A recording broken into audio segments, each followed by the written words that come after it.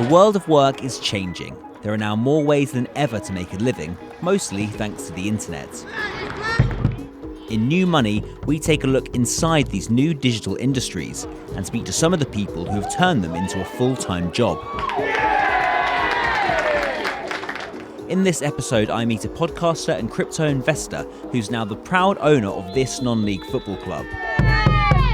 He wants to get them into the Premier League, all backed by Bitcoin. Bitcoin is weird. Talking about getting a team from the 10th tier of the Premier League, stupid. But we keep being successful. This is Peter McCormack. Pete is a big name in the world of Bitcoin. His podcast gets 1.1 million downloads every month. But in the past couple of years, he's spent more and more weekends here. The ground's a bit of a dump. In the clubhouse of his local football team, a team which he now owns. In April 2022, Pete bought Bedford FC. He quickly renamed them and started to transform them into what he called the Bitcoin Club. Bitcoin is basically a digital currency. You can use it to buy things and invest in it like any other form of money. You might hear it referred to as a cryptocurrency. Supporters, like Pete, say it's the future of finance. But critics say the market is volatile, making it risky to invest in. Yeah, so this is our tunnel. After buying the club, Pete started introducing his two loves into the culture, Bitcoin and heavy metal. That's the away dressing room. The song we play when the team comes out is Know Your Enemy by Rage Against the Machine. Okay. Love Rage Against the Machine. Yeah, we are anti-authoritarian. Yeah, I'm anti-government. So how did existing fans or people involved with the club react when you came in? There was one fan. There was one fan. How did they react? Well, he doesn't come anymore. Pete's plan revolves around Bitcoin, both investing in the cryptocurrency and promoting the club as the Bitcoin Club. But, I mean, look, it's an absolute shithole. He first got involved in Bitcoin around 2017 after quitting his job in advertising. I bought about 35 grand of Bitcoin and other cryptocurrencies like Ethereum. I traded it up to about 1.2 million and then it all crashed. So it was a proper roller coaster. Pete started his podcast after first getting involved in crypto, and it's now grown into one of the biggest, if not the biggest, Bitcoin podcasts around. And that success allowed him to buy the club. If you're a local football team, your revenue comes from local companies who will sponsor you and anyone who comes through the door. There's not a lot of money in that. So unless you're fabulously wealthy, you're going to struggle. But with the podcast growing, I kind of realised, I thought, hold on a second. If I just make us the Bitcoin team, make Bitcoin central to the way we think and the things we do, then I can attract Bitcoin sponsors, which are global companies. I mean, you can see these boards, Galaxy, Gemini, Luxor. These are global companies. But I also can attract international fans to back us. I mean, all the Bitcoiners. In our first season, the men won the league by 9 points. This season, we are top of the league by 6 points. Our ladies are top of their league. They've won every game this season. So, it's going to plan. So how intertwined is this financial plan with the fate of Bitcoin, like a famously volatile market? I actually think the risky thing is not holding Bitcoin. But the great thing about this is we're not a Bitcoin company. We are a football club, which is a business, and we have exposure to Bitcoin, and it's central to what we do. But if the price of Bitcoin crashes, there's still hundreds of people in the town who are going to come to a game, they're going to buy a ticket, and they're going to buy a beer and a burger. But Bitcoin and other cryptocurrencies are not a universally loved thing. The week that I met Pete, the former poster boy for cryptocurrency and FTX founder Sam Bankman-Fried was sentenced to 25 years behind bars for fraud. Person on the street, you say Bitcoin to them, I think lots of people would say, what is Bitcoin? And some people might say, oh, it's people can get really, really wealthy from investing in Bitcoin.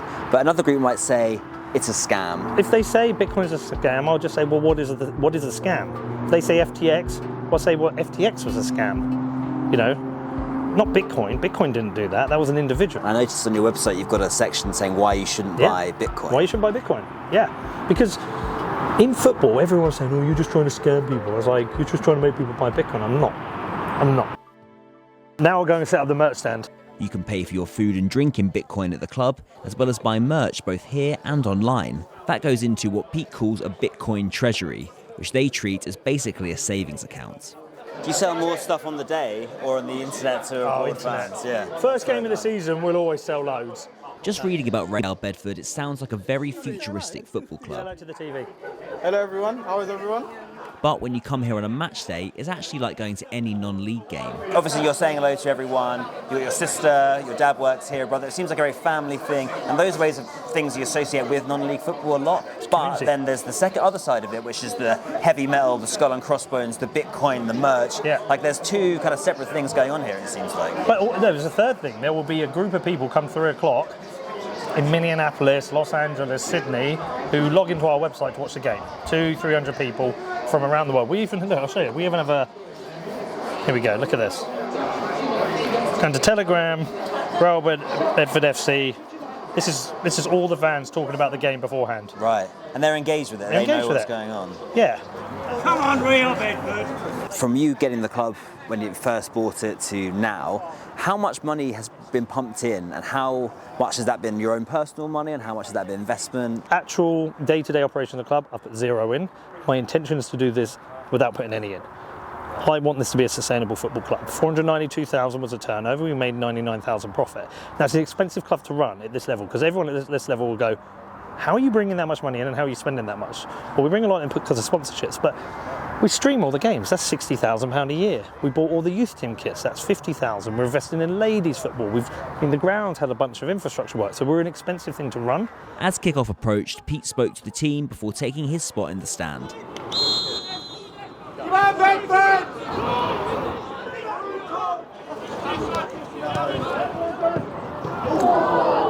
And it was a good game for Real Bedford. They won 4-0.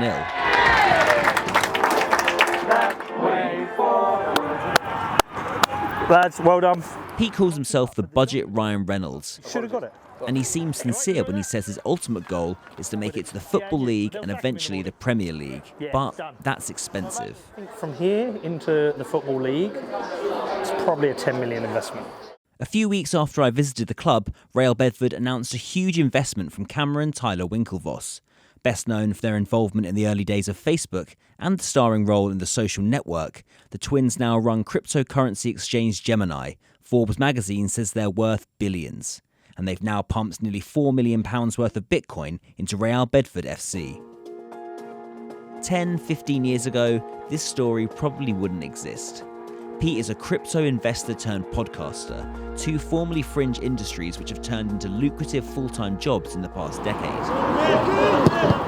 And looking to the future, whether this ends in Premier League glory or not, Pete believes it's just the start of Bitcoin in sport. Winning games helps. People want a success story, and absolutely when we're winning, crowds are up and it does well. When we have a wobble, it doesn't. If we ended up becoming like just a mid-table team, it would be a slog. So success is part of it, but I just think people like the story. They want a local team that's doing well.